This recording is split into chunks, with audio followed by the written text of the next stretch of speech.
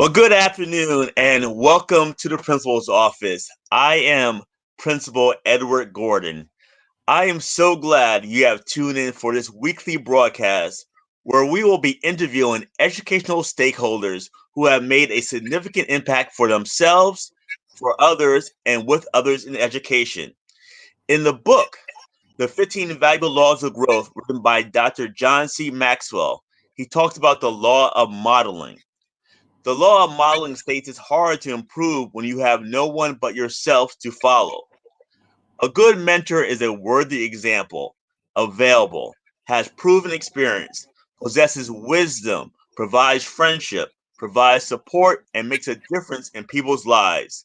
We believe there are many outstanding leaders in this world, and weekly we want to highlight those leaders that will help us provide models of excellence for others. Today, I am grateful to have another special guest who is making a significant impact in education in Birmingham, England, Mr. David Hall. Good afternoon, David. Good afternoon. Good afternoon. I'm so glad you have decided to come on to the show today and share your story. So, I would like to start off with a brief introduction of our guest today. Mr. David C. Hall is the founder of Potential Unlocked Tuition. He is the best-selling author of The Empowering Parent, a book designed to give parents and child-related practitioners the cutting-edge strategies that will unlock potential in children and young people to not only achieve the grades they deserve, but to be passion-driven. Growing up as a child with special needs with the classification of dyslexia, that left David looked upon as an underachiever, 4 years behind his peers. David created strategies that significantly improved his academic performance and empowered him to achieve 5 grades above his original attainments. Mr. Hall has dedicated his life and his work to unlock children and young people's learning potential, to discover their newfound potential, improve academic performance, gain greater contentment, and achieve a passion driven career through his potential unlocked method. Mr. Hall believes every child and young person are destined for greatness. Potential Unlocked Tuition was created to inspire children and young people to step into their greatness. Potential Unlocked is igniting a movement of a new generation of confident learners to be who to aspire to be great and have a passion-driven career. Help me welcome again to the show, Mr. David C. Hall. Good afternoon again. Welcome, David. Thank you so much. I want to start off. There's Diran Adebayo is a British novelist who wrote a book entitled "My Once Upon a Time." David, what is your story? That's a great question, Edward. That's a great question. Well, my story, top level, is to inspire a generation to walk in their greatness and have a passion driven career. And tell you the reason why that is my philosophy and my passion. Because when I was 3 years old, I was diagnosed as being dyslexic in the 1980s. So I am 37 years young. And essentially, what that meant was that I was statemented, which meant that I had a provision to support my educational needs. I was had a speech therapist to support me with my speech. But as well, what I found in the school environment, I really struggled massively, which impacted my self-esteem and my confidence. And I believed that I couldn't really achieve anything much. And I got vivid memories of when I would read in a public arena that people would laugh at me when I would mispronounce the words or add words in or turn words around, that kind of stuff. And as I progressed through primary school, the challenge became even more worse, became more obvious. But interestingly, when I got to year 6, at the end of primary school, I was assessed as being 4 years below, so not 1 year or 2 years, but 4 years behind my peers. And that just reinforced the downward spiral of David isn't intelligent, David will never improve, David won't achieve anything. Great. And so fast forward now to year seven. In year seven, had my first parents' evening, and my form tutor, he went really well. But he said based on David's stats results, which is like an end of primary assessment, David wouldn't really achieve anything much and wouldn't really come top of the class. And I'm sure you can empathize with what I'm going to say next.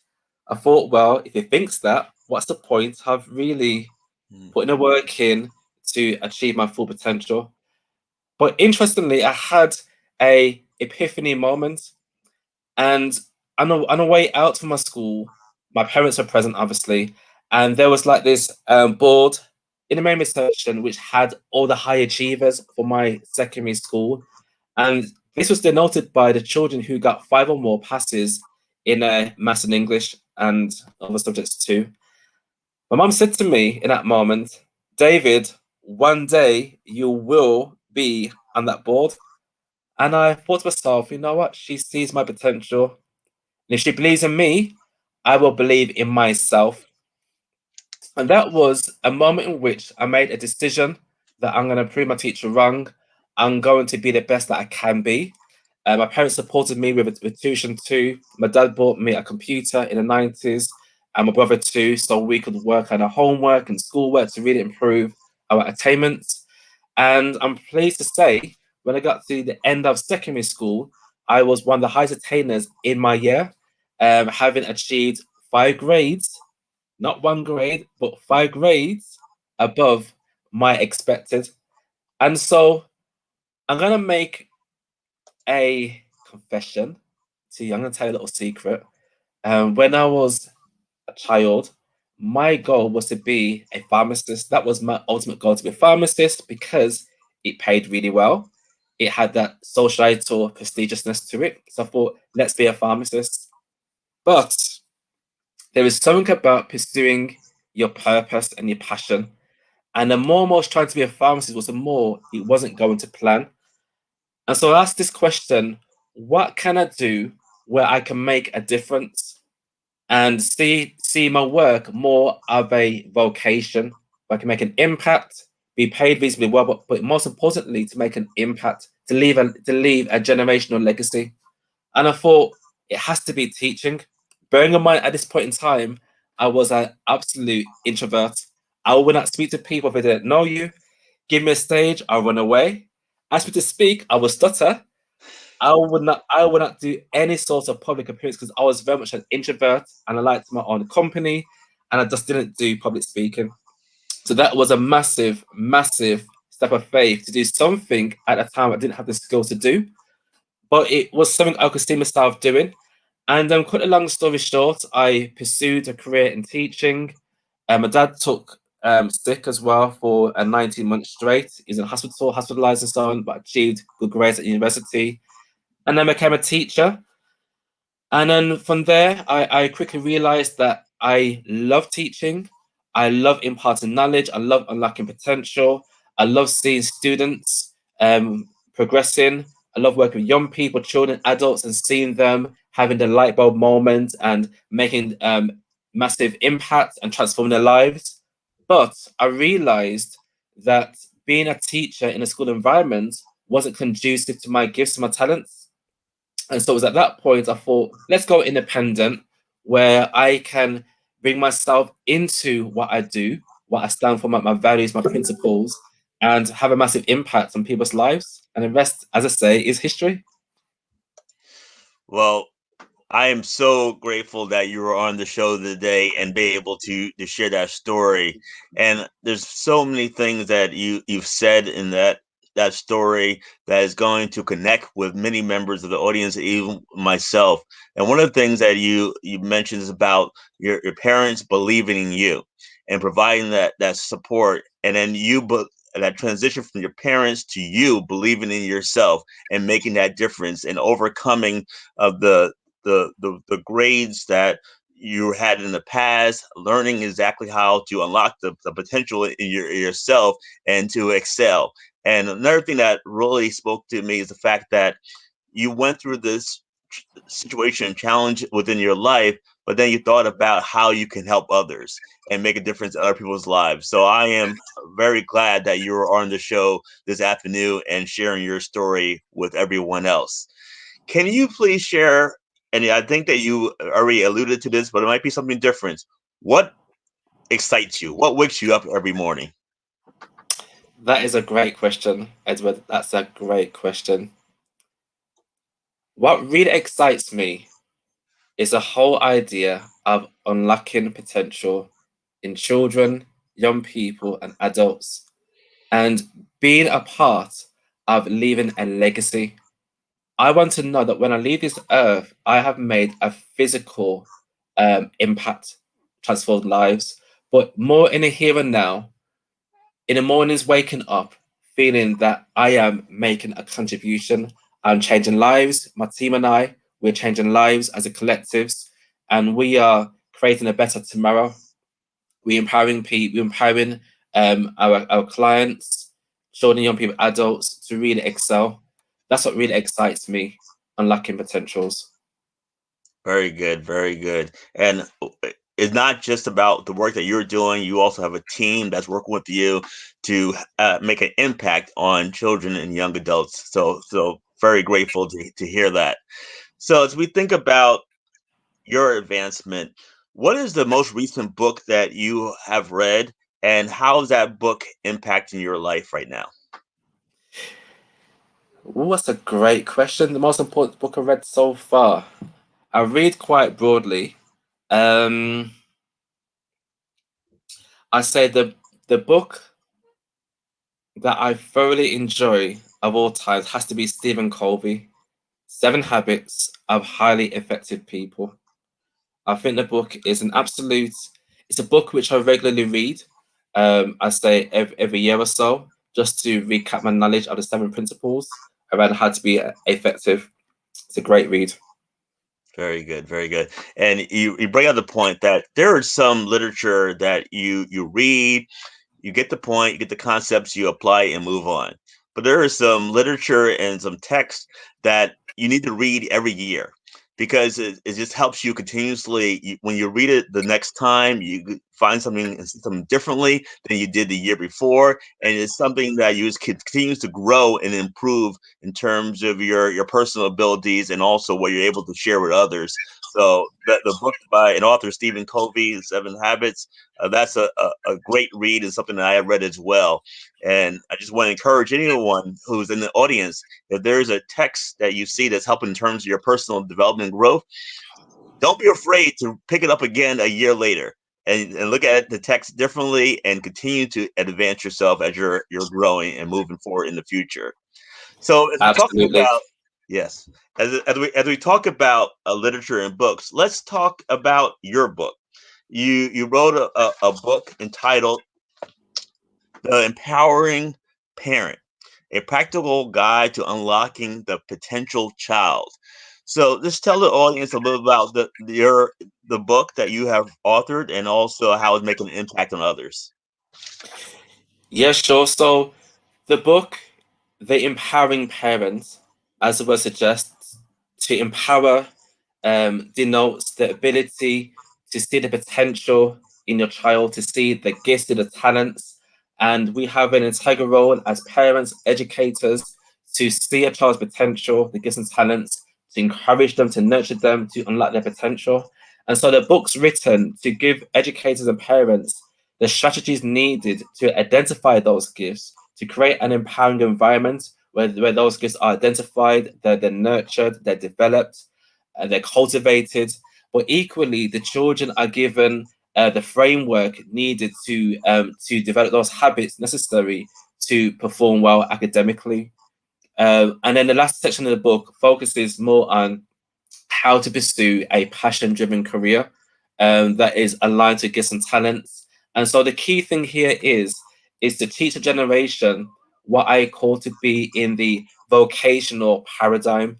So there's two paradigms here that I want to talk about today briefly. Something called the occupational paradigm and the vocational paradigm, and I'll explain what they mean.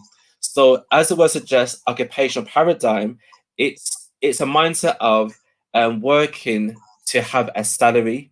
It's occupying our time and just to create a salary to pay our bills. The vocational paradigm is concerned with a mindset of understanding what our gifts and talents are and serving the world through our gifts and talents to make a lasting impact. Not only that, people who are in vocational paradigm are likely to be more upbeat because they feel fulfilled what they're doing. They're likely to feel energized when they are in the work. They're likely to lose track of time because they're doing what they're born to do. They are in their greatness. They are energized. They are excited. They are upbeat. They were happy. You can feel like an overwhelming passion coming from these people who are in vocational paradigm. But conversely, people who are in the occupational paradigm, they have a demeanor which sort of denotes I'm just here because it pays the bills. When Friday comes, they are, hooray, it's Friday, I'm going home. Monday, it's like, oh, I'm back there again. Holidays, they are energized to go on holiday. When the holiday ends, it's like, I gotta go back home there again. And so the key thing here is when we are in the occupational paradigm, yes, we may have the house, yes, we may have the car, yes, we may have the social prestige, but when all is said and done, are we leaving a legacy? Have we left a mark?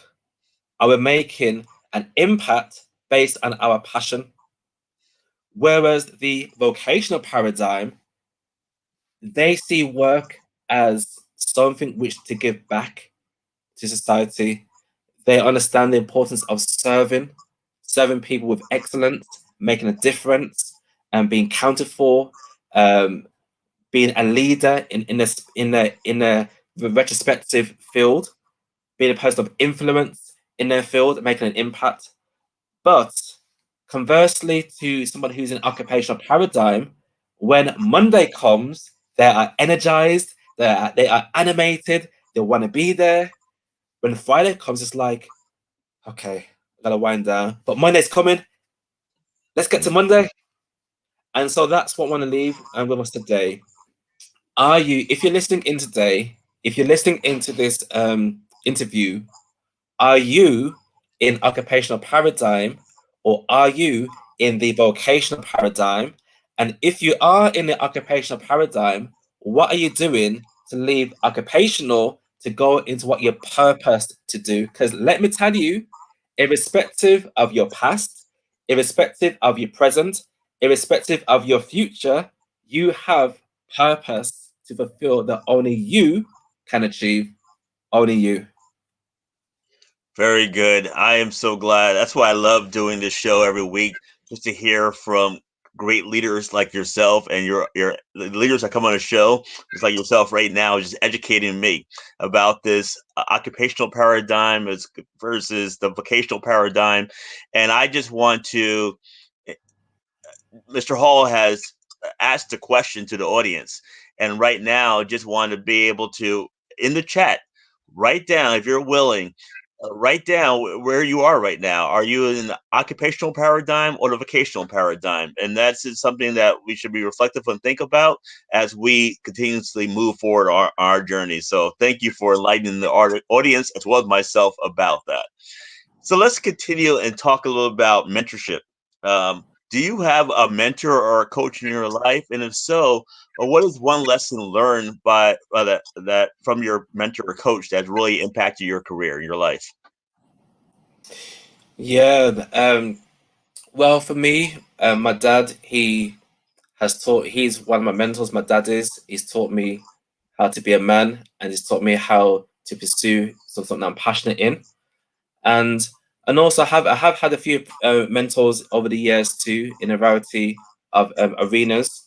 And yeah, and I think mentorship is important to have somebody who is further along than yourself, who can see potential hurdles ahead of you and can support it and navigate those hurdles strategically and in a tactful way to be successful in your sphere of influence. Yeah, very good, very good. And you make a key point. Be intentional about the mentor. really identifying a person that is farther along than you are on the journey, that is willing to be accessible, to be able to help you, be able to give you resources, and to be able to support you as you continue to develop in your personal life or also professional life. So mentorship is definitely key. So at this time, for worldwide, we are living in going through this pandemic, COVID-19. And I just wanted to know, you are in Birmingham, England. How has that affected you, the education over there in England? And also, how have you had to pivot your work in terms of the work that you're doing over there in England? Another great question, Edward. Mhm. Another great question. Um, I feel as a person, COVID-19 has been a time for introspection. And I feel what we focused on, we become. And COVID-19 has been an opportunity to introspect my gifts and talents more and to use it as a way to serve my clients in this time. It's been a time where we've had to sort of make a shift, if you will, from in-person delivery to a hybrid model of in-person and online as well. And that's gone really well in supporting our clients in a different way. And that's been really useful whilst being quite personable and still maintaining our impact in our lives. And that's been really good. That's been really good. I feel it's been a time that's brought alongside new opportunities, which may not have necessarily been there before, because there's now new needs as a direct result of COVID-19. And I feel in this time, we've got to be very much solution focused in understanding how we can still be relevant, and not only in a pandemic, but also post COVID-19, because my conviction is that we're going to be living in a um, slightly different globe world. We're going to be going into a global movement where we'll be encouraged to work globally as opposed to regionally, and that will require a new skill set, knowledge of how to work in a collaborative fashion globally. Very good, very good. And your answer about the working globally and the shift that we're going to need to make is really important. Is really key. Schools have had mission and vision statements for many years, and some vision statements never changed. And I believe if your vision statement of a school hasn't changed based on what we've gone through and still continues to go through over the last year and a half, that uh, there's something to be thought about. That we do have to make a shift. We do have to pivot, and our vision and mission for our schools and our students should definitely be changing. At this time, what do you think is the one of the biggest challenges in education? It might be related to what you are seeing over there in England or something that you have learned about and seen globally. But what do you see as one of the biggest challenges in education at this time? I feel one of the bigger challenges is for educators, use the word loosely, educators, to be able to engage with students irrespective of their learning disposition. I feel so many times, having worked in educational environments in schools, and also what I hear from my clients, that sometimes, a lot of times, students have got a lot of potential to do really well, but there are pressing needs which is holding them back from excelling. So I think more needs to be done about how we engage students to realize their greatness, to see their gifts and talents, irrespective of whatever label they may have, and to support them and their families so they can be the best they can be and achieve the grades that they truly deserve. Yes, very good. And I recently did some work around the course by John Maxwell, the Change Your World Initiative. And there's a lot of work around values. And one of the values they were talking about when we were teaching and facilitating is around uh, how do we view other people, and how do we see other people, and how do we value people. And when we start making our shift in our values and seeing everyone as a 10, and for every teacher to see every student in their classroom as a 10, and really working and pouring into them and really identifying where they are and what they need, that is where the educational system is definitely going to take off. in your time as a teacher and the work that you're doing now, what is one professional development experience that impacted you that you would definitely want to recommend that for any educator or even school leaders would definitely take to be able to improve themselves personally or professionally? So say the question again, please. Sorry. Yes. What is one professional development experience that you believe is valuable for educators to take to learn? Sure. Well, I feel as educators, we have to have high expectations of our students. We got to see past the here and now and see their potential and support them with unlocking their potential so they can walk in their greatness. The reason why I say that is because one of the things I've learned over the years that children will behave according to what their teachers expect from them. If the teachers expect the students to do well, provided the students have the right support, they will flourish. If the student feels that the teacher has given up on them, they will behave accordingly too. And so it's about developing in our students what I refer to as the empowering mindset. So they are focused or fixated on constantly improving how to learn. And that's a key thing as well. Teaching students how to learn effectively is critical to getting the grades that they need because so many times students have the potential to do well, but don't necessarily understand the key, and that key is knowing how to learn. When we know how to learn, you put the key in the door, the right key, the door opens. Opportunity, progression, success. And so giving students the key, understanding how to learn effectively will put them in good stead to get the grades that they deserve, to not only retain information for the here and now, but to retain information for the long term so they can be competent and successful in years to come. Very good, very good. So let's talk right now about the vision and mission behind Potential Unlocked Tuition. Yeah, sure. Yeah. Yes. So you just share with the audience about the vision and mission behind your work. Yeah, sure. Well, our mission is very simple, is to unlock potential in people, children, young people, and adults to transform their lives so they can be fulfilled, successful in their endeavor. That is our mission. That is Very, simply our mission, unlock potentials and transform lives. very good, very good. Well, on the screen is the website and the address www.potentialunlocktuition.com and a / free guide. And that's where you can learn more about Mr. David Hall and also his team and also the work that they are doing. And I'm also going to put on the screen Mr. Hall's direct email address as well. Based on what you have learned and heard today on the show, it's an opportunity for you to reach out to him to be able to ask any further questions in terms of his work. And I also wanted to just put up again the book, The Empowering Parent, a practical guide to unlocking the potential in your child. And I know that for myself, the book is easily accessible in terms of Amazon and other book stores.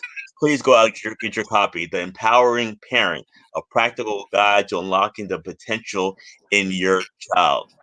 So let's just, as we begin to make a transition and we conclude our conversation for today, this audience consists of some students, some teachers, school leaders, administrators, superintendents worldwide. Okay. What is one piece of advice or suggestion that you want to leave the audience with today? That's a great statement. Today I want to make a statement to you, yes, you who are listening right now, that you are destined for greatness, irrespective of your past, your present, and your future. You have greatness invested inside of you, and you're good enough to achieve greatness. And so I want to encourage you today. Youth, you got a vision, if you got a dream that's been put on a back burner, now is your time to begin to write your vision again, to formulate a strategy of how to attain your vision. The question you should always ask yourself is the what. The what is your vision. Believing is seeing. See your vision, and then the how will always emerge. Now is your time to walk in your greatness. Make your vision plain, write it down, believe in your vision, and it will come to pass as you step out in faith. Very good. Now is the time to walk into your greatness. Thank you very much, Mr. Hall, David Hall, for coming on the show. And I just want to thank you for continually modeling excellence for the children and young adults in England, and also the influence and impact that you're having globally. And for everyone that is tuned in to the principal's office, I just want to say thank you for joining and watching this episode, and continue to watch our episodes every Friday at 12 p.m. Eastern Standard Time, as we have another exciting episode with an amazing educator that has done things significantly for themselves, for others, and with others in education. Have a great day. Thank you very much for tuning in. Thank you. Thank you, Mr. All. Thank you, Edward.